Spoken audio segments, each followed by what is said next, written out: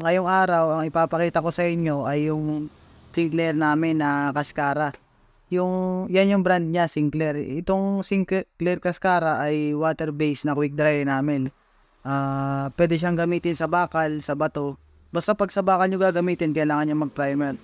Tsaka pag sa kahoy naman, meron din yung primer na water-based.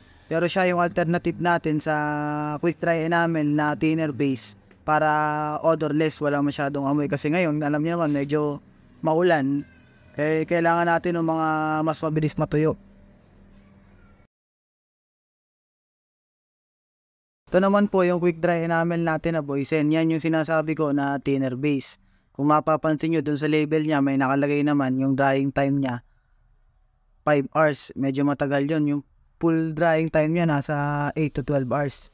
Kaya ngayon, medyo pag kami naghahanap ko yun, maganda rin naman yung gamitin. Although sa kintab, mas makintab siya kumpara dun sa water base natin. Kasi yung kadalasan semi-gloss lang. Kaya lang ang pagkakaiba nila, ito medyo matagal matuyo. Tapos pero mas mura naman yan kung medyo nagtitipid kayo sa budget. Kaya lang, talagang titiisin mo yung amoy niya tsaka yung tagal niya. Pero kung medyo may budget naman, tsaka naghahanap po yun ng mas mabilis na trabaho, tsaka hindi ganun ka-harmful, lalo na pag may bata, maganda rin yung isang brand natin, yung Cascara na water-based quick dryer namin. Okay, yan lang po muna sa ngayon. Sana may natutunan kayo sa pagkakaiba ng quick dryer namin na thinner base tsaka ng quick dryer namin na water-based. Yung po may mga tanong, pwede mag-message sa Painter Sub o kaya mag-personal message sa akin sa Christian Borines Espartines.